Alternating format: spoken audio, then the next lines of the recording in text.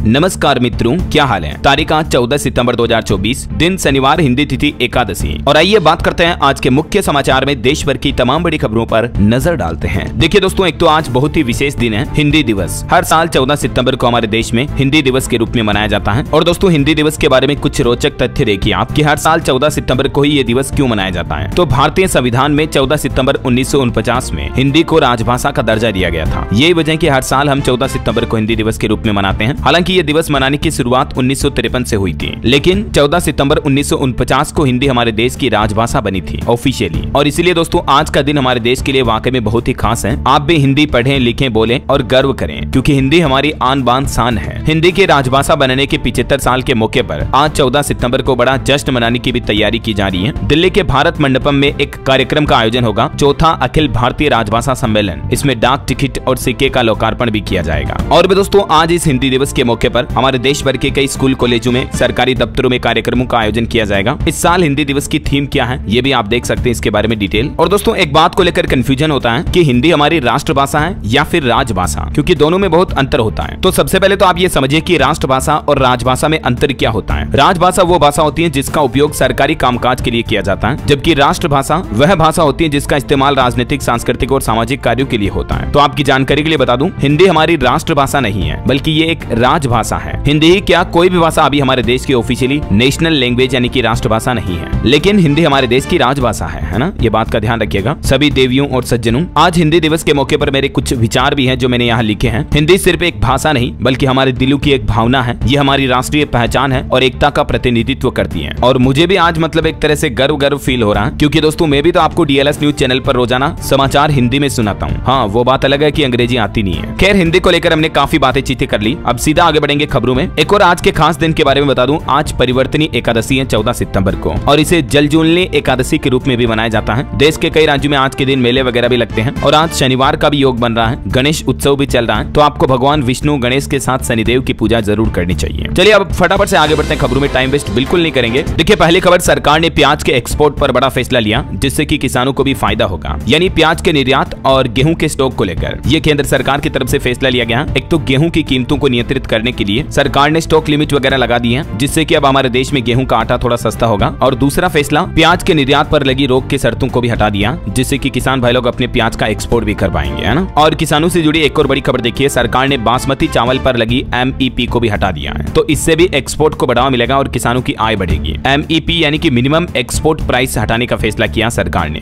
तो एक्सपोर्ट पर पहले जो प्राइस लिमिट थी वो अब हट जाएगी, है ना। चलिए अगली बड़ी खबर देखिए, कक्षाओं में होंगे तंबाकू मॉनिटर, पकड़े जाने पर जुर्माना भी लगाया जाएगा। देश भर के सभी स्कूल कॉलेजों के लिए केंद्र की नरेंद्र मोदी सरकार ने नई गाइडलाइंस जारी कर दी है। आजकल हमारे देश में खास करके युवाओं में तंबाकू के इस्तेमाल की बढ़ती लत को देखते हुए अब शिक्षा मंत्रालय ने स्वास्थ्य मंत्रालय के साथ मिलकर शैक्षणिक संस्थानों यानी कि स्कूल कॉलेज को तंबाकू मुक्त परिसर बनाने का एक अभियान शुरू किया है। और इसको लेकर सरकार ने एक गाइडलाइन भी जारी की है, जिसके मुताबिक शैक्षणिक संस्थान यानी स्कूल, कॉलेज, यूनिवर्सिटी के 100 मीटर तक के दायरे में तंबाकू की किसी भी रूप में बिक्री प्रतिबंधित रहेगी। इसके अलावा भी अब प्रत्येक कक्षा में तंबाकू मॉनिटर लगाए जाएंगे। अगर कोई तंबाकू खाता हुआ या जेब में रखा हुआ पकड़ा जाता है तो उस पर जुर्माना लगाया जाएगा। ये सरकार की तरफ से नया नियम लागू कर दिया है ना। वैसे तंबाकू से याद आया, हरियाणा सरकार ने भी एक बड़ा फैसला लिया, पूरे राज्य में गुटखा तंबाकू को बैन कर दिया है। अगले 1 साल तक के लिए हरियाणा सरकार की तरफ से ये प्रतिबंध लगा दिया है। हालांकि पहले भी प्रदेश में बिक्री पर रोक लगी थी, लेकिन अब हरियाणा में प्रदेश सरकार ने पूरे राज्य में गुटखा और पान मसाला पर 1 साल तक के लिए ये प्रतिबंध लगा दिया। इसको लेकर सरकार ने एक लेटर भी जारी किया, ये देख सकते हैं आप। चलिए अगला अपडेट है, सरकार ने बदला पोर्ट ब्लेयर का नाम, अब श्री विजयपुरम के नाम से इसे जाना जाएगा। और ये फैसले की घोषणा करते हुए गृह मंत्री अमित शाह ने कहा कि गुलामी के प्रतीकों से मुक्ति मिली है। बोस और सावरकर जैसे लोगों के संघर्ष का स्थान है ये पोर्ट ब्लेयर जो है ना, ये अंडमान निकोबार आइलैंड की राजधानी है, जो भारत का केंद्र शासित प्रदेश है अंडमान निकोबार। तो उसकी प्रमुख सिटी है ये पोर्ट ब्लेयर। इसका नाम बदलकर श्री विजयपुरम कर दिया ऑफिशियली। चलिए अगली बड़ी खबर देखिए, बिना अनुमति के शादी करने पर दूसरी पत्नी को नहीं मिलेगा पेंशन का लाभ। एक ऐसे ही केस की सुनवाई करते हुए बिहार पटना हाईकोर्ट की तरफ से यह बड़ा फैसला सुनाया गया है। और यूपी बरेली कोर्ट का भी एक फैसला देखिए दोस्तों, व्हाट्सएप चैट के फोटो प्रमाणित साक्ष्य नहीं है, यानी कि आप व्हाट्सएप चैट के स्क्रीनशॉट को कोर्ट में प्रूफ के तौर पर पेश नहीं कर सकते हैं। और बरेली की फास्ट ट्रैक कोर्ट ने यह फैसला सुनाते हुए एक दुष्कर्म के आरोपी को 20 साल की जेल की सजा सुनाई है, क्योंकि व्हाट्सएप चैट के स्क्रीनशॉट तो फेक भी बनाए जा सकते हैं, ये कोई प्रूफ नहीं किए जा सकते हैं ऐसा। चलिए पेंशन भोगियों के लिए एक और अच्छी खबर है, अब आसानी से जमा कर सकेंगे डिजिटल लाइफ सर्टिफिकेट। डाक विभाग की तरफ से बड़ा कदम उठाया जा रहा है। बुजुर्ग पेंशन भोगियों को उनके डिजिटल लाइफ सर्टिफिकेट DLC जमा करने में डाक विभाग अब घर तक सहायता पहुंचाएगा। जी हाँ, और इसको लेकर आने वाले 1 से 30 नवंबर तक पूरे देश के सभी राज्यों राज्यों के सभी जिला मुख्यालयों और प्रमुख शहरों में डीएलसी अभियान 3.0 का आयोजन किया जाएगा, जिसके तहत मतलब डाकिया आपके घर पर आएगा और जो हर साल पेंशन धारकों को लाइफ सर्टिफिकेट जीवन प्रमाण पत्र सबमिट करना होता है ना, तो वो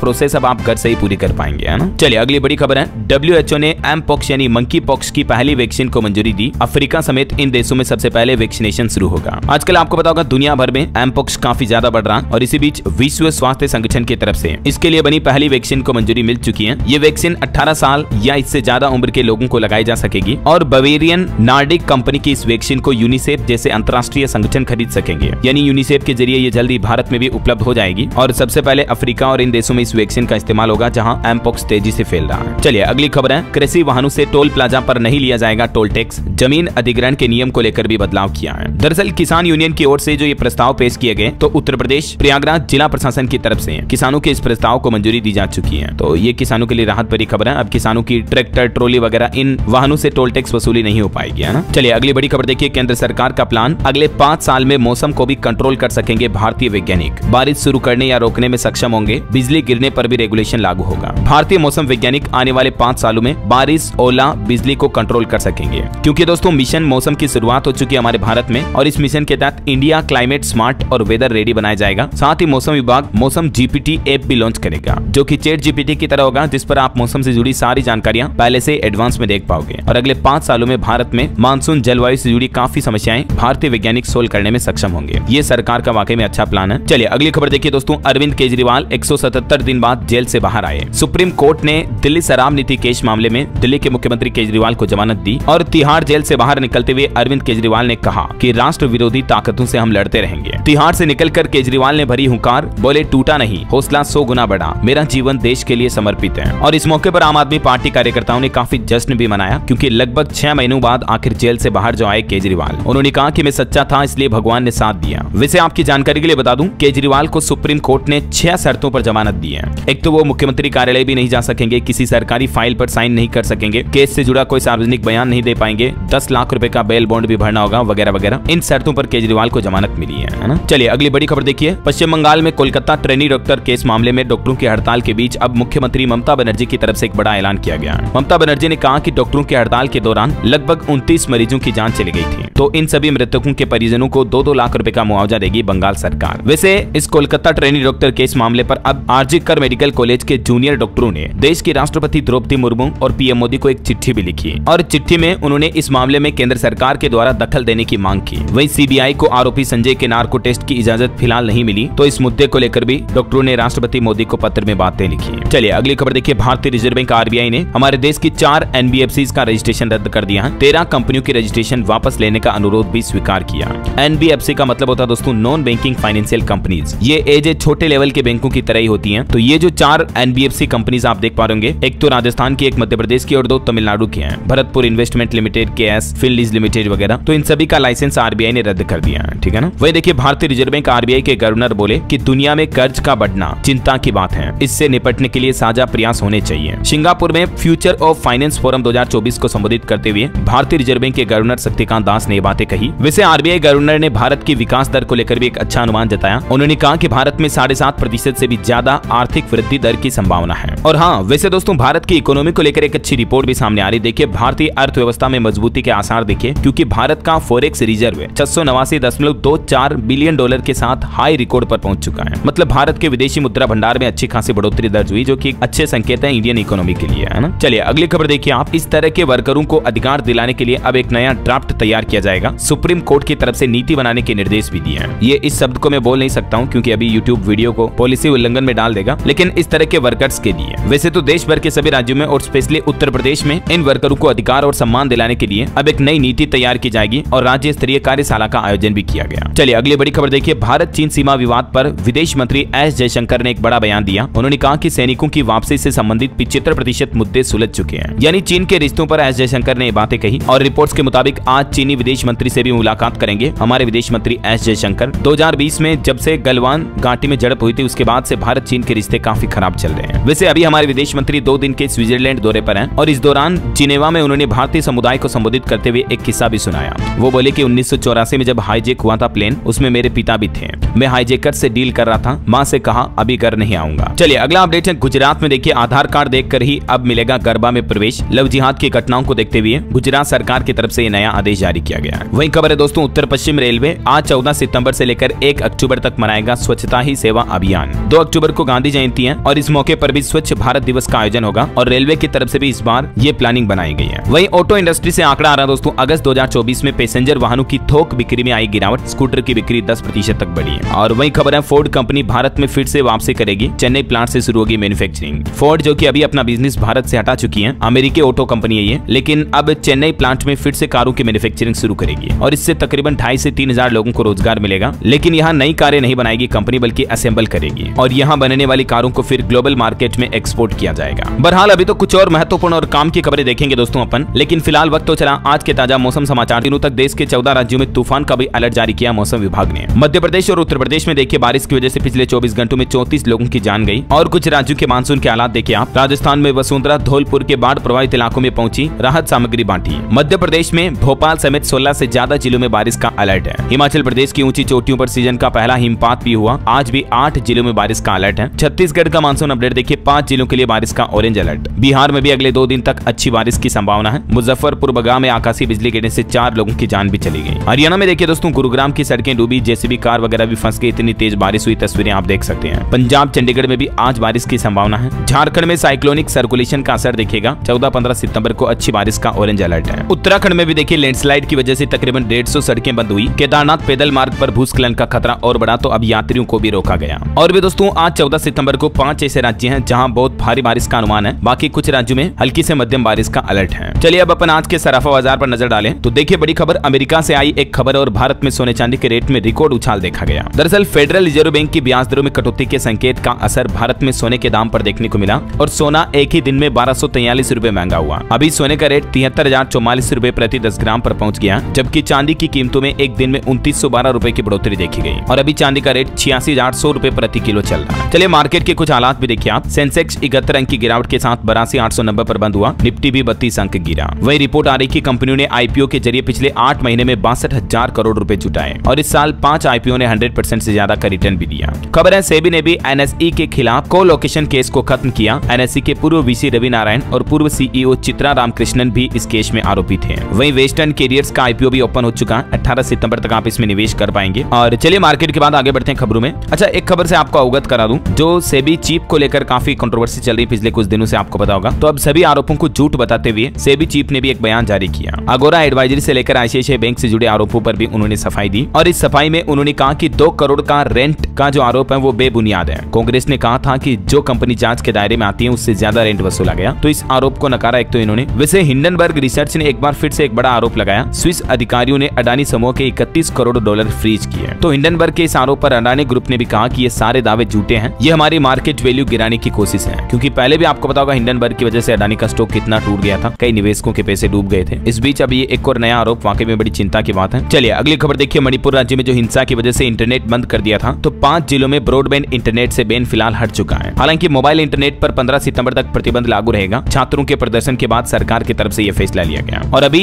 सरकार की तरफ से मणिपुर हिंसा की जांच कर रही समिति को भी अतिरिक्त समय दिया गया। अब 20 नवंबर तक सौंप सकते हैं अपनी रिपोर्ट, ये केंद्र सरकार की तरफ से फैसला लिया है। और वहीं दोस्तों एक बड़ी दुख भरी खबर आ रही है कि जम्मू कश्मीर के किश्तवाड़ में सेना ने एनकाउंटर किया। इस मुठभेड़ में हमारी भारतीय सेना के भी 2 जवान शहीद हो गए, 2 और जवान घायल भी हो गए। सुरक्षा बलों ने जैश के 3 आतंकियों को भी घेरा है। वहीं खबर है, उत्तर प्रदेश अयोध्या राम मंदिर का शिखर 120 दिन में बनकर तैयार हो जाएगा। अगले 6 महीने में बन जाएगा कंप्लीट पूरा राम मंदिर। जयपुर में तैयार हुई सप्त मंदिर की मूर्तियां भी। चलिए खबर है, पीएम मोदी आज जम्मू कश्मीर में चुनाव प्रचार करेंगे। डोडा में रैली करेंगे, जम्मू के डोडा में। और जम्मू के अलावा हरियाणा में भी आज रैली का आयोजन होगा पीएम मोदी का। ग्राउंड में कीचड़ भरा, बीजेपी ने मां के खिलाफ बेटा और विनेश के खिलाफ चचेरी बहन को स्टार प्रचारक बनाया। और वहीं देखिए हरियाणा के गोल्डन बॉय नवदीप से भी मिले PM Modi. Paris Paralympic medalist से फर्श पर बैठकर टोपी पहनी और पीएम ने कहा कि लग रहा है ना तुम बड़े हो। चलिए दोस्तों अगली बड़ी खबर देखिए, सुप्रीम कोर्ट ने कहा कि बुलडोजर एक्शन लेना कानूनों पर ही बुलडोजर चलाने जैसा है। किसी भी तरह का आरोप संपत्ति नष्ट करने का कोई आधार नहीं है। और ये टिप्पणी करते हुए सुप्रीम कोर्ट ने गुजरात सरकार से 4 सप्ताह में जवाब भी मांगा है। वही देखिए दोस्तों, गुजरात में एक बड़ी दुर्घटना हो गई। गणपति विसर्जन के दौरान मेश्वा नदी में 8 लोगों की डूबने से जान चली गई। गुजरात के गांधीनगर में ये बड़ा हादसा हुआ। तकरीबन 10 लोग डूबे, जिसमें 8 की जान जाने की खबर है और 2 की तलाश अभी भी जारी है। अभी गणपति विसर्जन के दौरान दोस्तों देश भर में कई जगहों पर गणेश जी का विसर्जन किया जाता है। नदी, तालाब, झील झरनों में। इस दरमियान आप भी सावधान रहें, ध्यान रखें अपने आप का और दूसरों का भी, है ना। चलिए अगली खबर देखिए। खालिस्तान समर्थक सांसद अमृतपाल के रिश्तेदारों पर रेड डाली गई। NIA ने उनके चाचा चाची को बुलाया चंडीगढ़। कनाडा में भारतीय उच्चायोग पर हमले के खिलाफ कार्रवाई भी की। वैसे अभी सांसद अमृतपाल को हाईकोर्ट ने भी एक नोटिस भेजा। 25 अक्टूबर तक जवाब दाखिल करना होगा। लोकसभा की सदस्यता को भी चुनौती दी गई। वहीं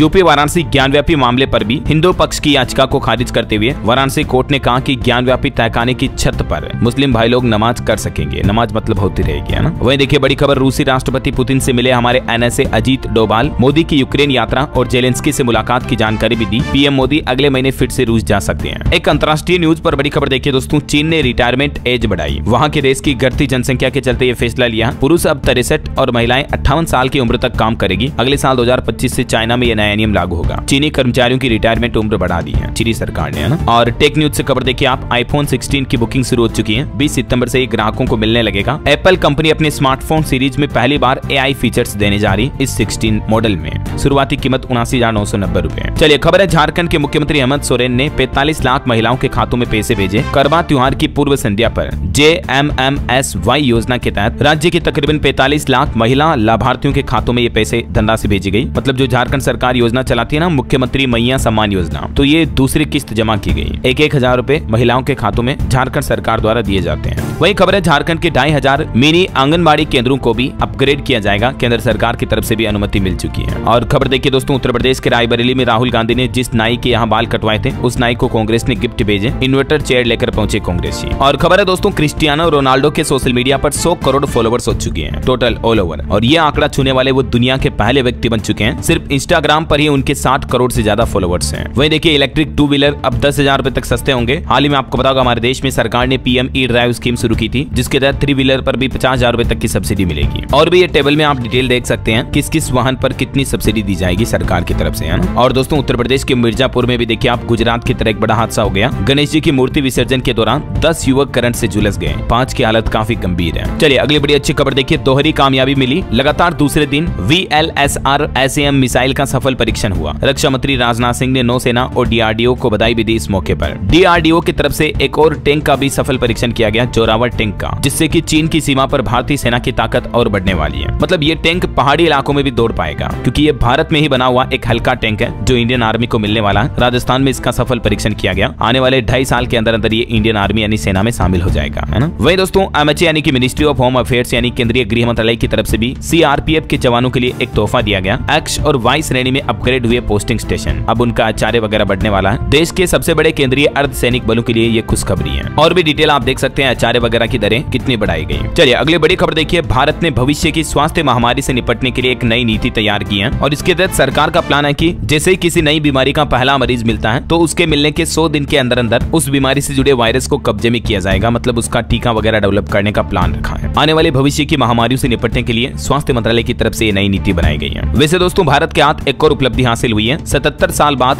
जीका वायरस का टीका भी मिल चुका भारत को। और इस टीके के परीक्षण के लिए यानी कि टेस्ट के लिए ICMR ने IIL कंपनी के साथ एक साझेदारी भी की है। चलिए टेक न्यूज से एक और खबर देखिए, व्हाट्सएप में एक और शानदार फीचर आ रहा। अब सेलिब्रिटी की आवाज में मेटा AI से आप बातचीत कर पाएंगे। और वहीं दोस्तों व्हाट्सएप का एक और प्लान है हमारे भारत में। देखिए आप 20,000 से ज्यादा कारोबारियों को डिजिटल साक्षर बनाएगा व्हाट्सएप। कई सारे नए ऐप फीचर्स भी पेश किए गए हैं भारत में कारोबारियों को डिजिटली सक्षम करने के लिए। मेटा कंपनी का यह नया प्लान है। खबर, असम राज्य की हेमंत विश्व शर्मा सरकार का बड़ा फैसला। राज्य के करोड़ों के घोटाले के 32 मामलों की जांच अब CBI करेगी। असम सरकार ने कैबिनेट से ये मंजूरी भी दे दी है। वहीं असम सरकार का यह भी कहना कि ऑनलाइन ट्रेडिंग स्कैम की जांच भी अब CBI के द्वारा करवाई जाएगी। इसके अलावा भी कुछ और फैसले आप देख सकते हैं। चलिए अगली खबर है, 7 साल से कम सजा वाले अपराधों में पुलिस को BNS 35 का पालन करना जरूरी है। यूपी इलाहाबाद हाईकोर्ट की तरफ से यह बड़ा फैसला सुनाया गया। BNS की धारा 35 क्या है, इस बाबत जानकारी भी आप देख सकते हैं। चलिए खबर है, आ गई देश की पहली वंदे मेट्रो ट्रेन, जिसका न्यूनतम किराया 30 रुपए होगा। GST अलग से लगेगा। गुजरात राज्य से ये शुरू होने जा रही है और PM मोदी 16 सितंबर को ये देश की पहली वंदे मेट्रो ट्रेन को हरी झंडी दिखाएंगे। और केंद्र सरकार ने बुलेट ट्रेन परियोजना को भी मंजूरी दी है, जिसके तहत NHSRCL को मिला 35,000 मीट्रिक टन रेल ट्रैक निर्माण करने का ऑर्डर। चलिए खबर है, सुप्रीम कोर्ट ने आगरा को विरासत स्थल घोषित करने की मांग वाली याचिका को खारिज कर दिया। कोलकाता मेट्रो परियोजना पर भी सुप्रीम कोर्ट ने सख्त आदेश जारी किए। वही देखिए PM मोदी के जन्म जन्मदिन की तैयारी को लेकर प्लान है। आयुष्मान कार्ड के जरिए तोहफा देंगे प्रधानमंत्री नरेंद्र मोदी। 6 करोड़ वरिष्ठ नागरिकों को लाभ मिलेगा देश के। अभी हाल ही में भी आपको पता होगा केंद्र सरकार ने 70 साल से ज्यादा उम्र के बुजुर्गों को भी आयुष्मान भारत स्वास्थ्य बीमा योजना सुविधा शुरू करने की घोषणा की थी। और अब खबर है कि बुजुर्गों के लिए प्रधानमंत्री अपने जन्मदिन पर कुछ और अनाउंसमेंट कर सकते हैं, जिसमें बुजुर्गों के लिए विशेष हेल्थ राहत पैकेज वगैरह घोषित किए जा सकते हैं, है ना। चलिए खबर देखिए आप, आंध्र प्रदेश में एक भीषण सड़क हादसा हो गया। बस से ट्रक की टक्कर में 7 लोगों की जान चली गई। मुख्यमंत्री ने भी दुर्घटना पर दुख जताया। हमेशा गाड़ी धीरे चलाएं, मैं आपको कहता रहता हूँ ना। वही खबर है दोस्तों, गोवा में 20वीं समुद्री विकास परिषद की बैठक आयोजित हुई। 80 से ज्यादा महत्वपूर्ण मुद्दों का समाधान किया गया। और देखिए बड़ी खबर, मिजोरम के 234 गाँव में फैला अफ्रीकी स्वाइन बुखार। और अब मिजोरम सरकार ने केंद्र सरकार से किसानों के लिए मुआवजा भी मांगा, क्योंकि इस स्वाइन बुखार से राज्य के तकरीबन 57,000 से ज्यादा सूरों की मौत हो गई है। चलिए बड़ी खबर आ रही कि टेलीकॉम कंपनियां फिर से महंगा कर सकती हैं रिचार्ज प्लान, यानी आपका मोबाइल रिचार्ज महंगा हो सकता है। वजह ये दोस्तों की ट्राई की तरफ से यानी दूर संचार नियामक की तरफ से कुछ नई पॉलिसी लागू की जा रही है अगले महीने 1 अक्टूबर 2024 से ही। तो इस पॉलिसी की वजह से टेलीकॉम कंपनियां अपने रिचार्ज प्लान महंगे कर सकती हैं। डिटेल आप देख सकते हैं और भी ज्यादा। चलिए खबर है, उत्तर प्रदेश के औरैया में भी 100 से ज्यादा मकानों के ध्वस्तीकरण पर हाईकोर्ट ने रोक लगा दी है। इलाहाबाद हाईकोर्ट ने औरैया के दिबियापुर में प्रशासन के द्वारा ये कार्रवाई करने पर फिलहाल रोक लगाने का आदेश जारी कर दिया। और चलिए कुछ और खबरें देख लेते हैं फटाफट से। देखिए आप, IRNL ने लगातार 6ठी बार जीता राष्ट्रीय ऊर्जा लीडर का खिताब। BHEL यानी भेल हरिद्वार ने भारतीय नौसेना के लिए बनाई पहली अपग्रेडेड SRGM तोप। वही खबर है, वैश्विक नेतृत्व को प्रोत्साहन देने में बौद्ध धर्म की अहम भूमिका है। इस विषय पर आज 14 सितंबर को मुंबई में एक सम्मेलन का आयोजन भी होगा। खबर है दोस्तों, UNSC में भारत की स्थायी सदस्यता के लिए अमेरिका ने भी भारत का समर्थन किया और कहा कि भारत को सदस्यता देने से इनकार करने का कोई आधार ही नहीं बनता है। वही देखिए बड़ी खबर, क्षेत्रीय भाषाओं में निःशुल्क ऑनलाइन प्रशिक्षण के लिए NIMI ने IIT छात्रों के लिए शुरू किए कुछ नए YouTube चैनल, जिससे कि स्टूडेंट अलग अलग भाषाओं में अब पढ़ाई वगैरह कर पाएंगे, नई चीजें सीख पाएंगे, है ना। वही दोस्तों, अगर आप भी अपने घर में एक्वेरियम वगैरह रखते हैं, रंग बिरंगी मछलियों का आपको शौक है, तो केंद्र सरकार की तरफ से एक नया मोबाइल ऐप लॉन्च किया गया है। मत्स्य पालन को बढ़ावा देने के लिए मोबाइल ऐप लॉन्च किया है और इससे मछली पालकों के अलावा आम लोगों को भी कैसे फायदा होगा, जिसकी जानकारी भी आप देख सकते हैं। चलिए अगली खबर देखिए, कर्नाटक के बेंगलुरु में 28-29 सितंबर को आयोजित होगा नागालैंड का प्रतिष्ठित ब्रिलियंटे पियानो महोत्सव का 5वां संस्करण। वहीं बड़ी खबर है दोस्तों, कल 15 सितंबर से ही UPI भुगतान की सीमा 1 लाख से बढ़कर 5 लाख कर दी जाएगी। UPI से कर भुगतान यानी कि टैक्स पे करने की ये लिमिट बढ़ जाएगी 15 तारीख से, ठीक है ना। और खबर है, विदेश मंत्री डॉक्टर एस जयशंकर ने एक पेड़ मां के नाम अभियान के तहत पौधारोपण भी किया। और केंद्रीय गृह मंत्री अमित शाह भी नई दिल्ली में आज शनिवार को हीरक जयंती समारोह के उद्घाटन सत्र को संबोधित करेंगे। हिंदी राजभाषा के 75 साल पूरे होने के उपलक्ष्य में ये कार्यक्रम का आयोजन होगा, है ना। वही खबर है, DD नेशनल अपनी 65वीं वर्षगांठ के अवसर पर दूरदर्शन पर विभिन्न मनोरंजक कार्यक्रम प्रस्तुत करेगा। कल 15 सितंबर को दूरदर्शन को 65 साल पूरे हो जाएंगे। और खबर है दोस्तों, CBSE ने नियमों का उल्लंघन करने के लिए राजस्थान और दिल्ली के 27 स्कूलों को कारण बताओ नोटिस जारी किया। वहीं प्रधानमंत्री नरेंद्र मोदी कल रविवार को झारखंड जमशेदपुर में लाभार्थियों को प्रधानमंत्री आवास योजना ग्रामीण की पहली किस्त जारी करेंगे। केंद्रीय ग्रामीण विकास मंत्री शिवराज सिंह चौहान की तरफ से ये घोषणा की गई है। और खबर है, भारतीय सेना की टुकड़ी 5वें भारत ओमान संयुक्त सैन्य अभ्यास अज नजाह के लिए भी रवाना हुई। 13 से 26 सितंबर तक ये प्रयास चल रहा है। वहीं महाराष्ट्र सरकार का एक बड़ा फैसला देखिए, नासिक में जनजातीय विश्वविद्यालय की स्थापना की जाएगी। और खबर है, भारत नवंबर 2024 में यूरोपीय हाइड्रोजन सप्ताह के लिए विशेष भागीदार भी होगा। PM मोदी ने भी हाल ही में हरित हाइड्रोजन पर दूसरे अंतर्राष्ट्रीय सम्मेलन का उद्घाटन किया था, मैंने आपको बताया था। और खबर है, दिल्ली में अंतिम संस्कार का रेट तय हुआ। 500 रुपए में अब दाह संस्कार होगा, 350 रुपए में अस्थियां जमा होगी। शमशान घाटों पर यह नई रेट लिस्ट की सूची भी लगाएगी दिल्ली MCD के द्वारा। और खबर देखिए दोस्तों, रूसी सेना में भर्ती पंजाब का एक युवक घर लौटा, अभी भी पूरा परिवार डर के साए में है। ये टूरिस्ट वीजा पर गया था, लेकिन वहाँ रूसी सेना में भर्ती हो गया और युद्ध लड़ रहा था। अभी हाल ही में आपको पता होगा PM मोदी ने रूस का दौरा किया और भारतीय सैनिकों को वहां से रिहा करने की अपील की थी, तो रूस के राष्ट्रपति ने भी अपील मान ली और कई लोग अब भारत लौटने लगे हैं, है ना। और चलिए कुछ स्टेट न्यूज अपडेट देखते हैं दोस्तों फटाफट से। देखिए, बिहार की नीतीश सरकार का बड़ा फैसला, 2 किस्तों में मिलेगी मुख्यमंत्री आवास सहायता योजना की राशि। पहली किस्त में 40,000 और दूसरी किस्त में 10,000 रुपए मिलेंगे। वहीं नीतीश सरकार ने जमीन मालिकों को भी खुश कर दिया। सर्वे के बीच एक बड़ा फैसला लिया है। ऑनलाइन जमाबंदी में त्रुटि वाले लोगों को यह बड़ी राहत दी है। ऐसे रैयतों को ऑफलाइन मोड में सभी आवश्यक दस्तावेज दिखाने पर सर्वे का काम पूरा कर लिया जाएगा। और बिहार सरकार की तरफ से जैसे ही जमीनों का ये भूमि सर्वे शुरू किया गया, उसके बाद राज्य में जमीनों की कीमतें भी काफी बढ़ गई है। वही देखिए, बिहार में राशन कार्ड की सबसे बड़ी परेशानी अब दूर हुई। दिल्ली मुंबई में रहने वाले बिहार के लोगों के लिए भी अच्छी खबर है। अगर आपने E-KYC नहीं करवाई है तो आप अन्य राज्य में राशन कोटे की दुकान पर जाकर के भी अंगूठा लगाकर E-KYC करवा पाएंगे। इससे आपके बिहार राज्य का राशन कार्ड का KYC कंप्लीट हो जाएगा।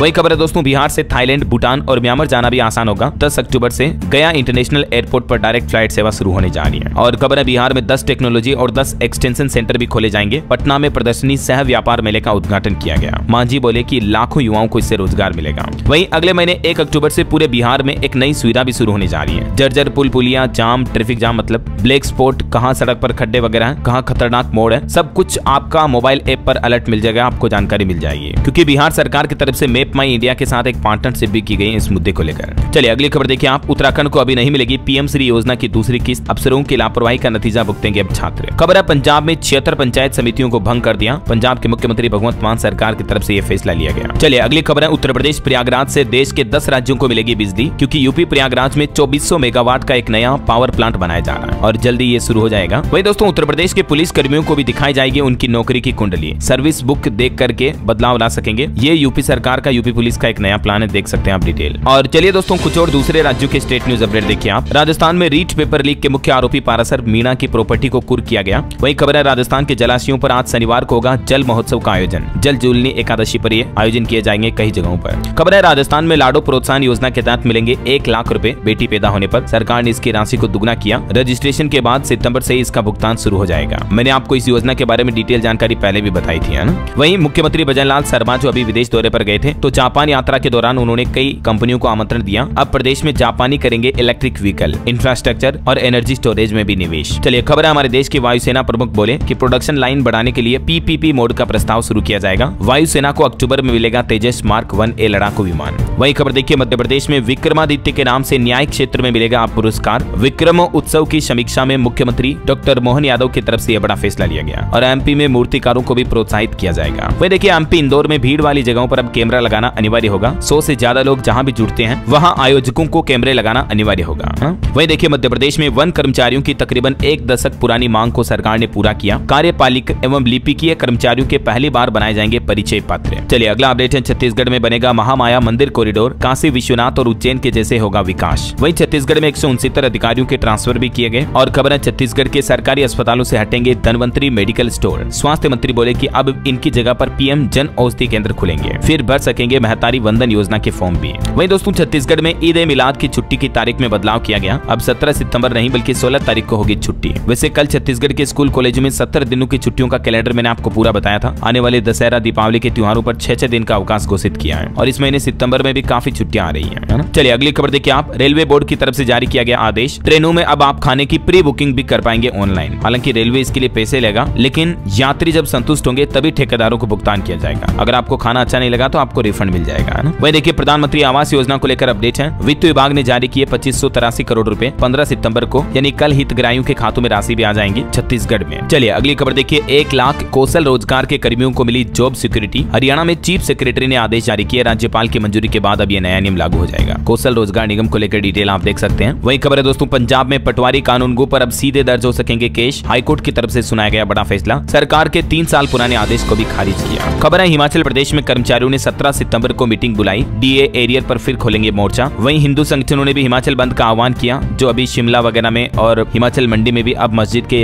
विरोध के मामले सामने आ रहे, देख सकते हैं आप डिटेल। हिमाचल के मुख्यमंत्री सुक्खू भी बोले कि सभी को काम करने का अधिकार है, किसी धर्म को ठेस पहुंचाने वाली बात न की जाए। शिमला विवाद भी अब मुख्यमंत्री के द्वारा बनाई कमेटी सुलझाएगी। चलिए खबर है उत्तराखंड में यूजीसी नियमावली को लेकर हाई लेवल मीटिंग हुई। मुख्य सचिव राधा रुतड़ी ने सभी विभागों को सहयोग देने के निर्देश भी जारी किए और उत्तराखंड के मुख्यमंत्री पुष्कर सिंह धामी ने समीक्षा बैठक भी की। बारिश से बिगड़े हालातों की जानकारी भी ली। सड़क, बिजली और पानी की व्यवस्था सही करने के निर्देश भी जारी किए। चलिए खबर है विशेष स्वच्छता अभियान 4.0 की प्रगति की निगरानी के लिए समर्पित ऑनलाइन पोर्टल का शुभारंभ भी करेंगे केंद्रीय मंत्री डॉक्टर जितेंद्र सिंह। मैंने आपको बताया था ना, इस बार सरकार का प्लान है 17 सितंबर से देश भर में 2 अक्टूबर तक मनाया जाएगा स्वच्छता ही सेवा अभियान। गांधी जयंती तक ये अभियान का आयोजन होगा, तो इसके लिए सरकार पोर्टल भी बनाएगी, है ना। वही खबर है दोस्तों बिहार रेरा ने नियमों की धज्जियां उड़ाने वाले बिल्डरों पर एक्शन लेने का आदेश जारी किया। सैटेलाइट इमेज और ड्रोन का इस्तेमाल किया जाएगा अब इसके लिए। चलिए स्टूडेंट, छात्र छात्राओं, युवाओं के लिए बड़ी अच्छी खबर है नौकरियों पर। देखिए आप, रेलवे में 11,558 पदों पर भर्ती के लिए आवेदन आज से शुरू होने जा रहे हैं। महिलाओं को फीस में भी छूट मिलेगी और इसकी लास्ट डेट रहेगी 13 अक्टूबर अगले महीने। तब तक आप आवेदन कर पाएंगे।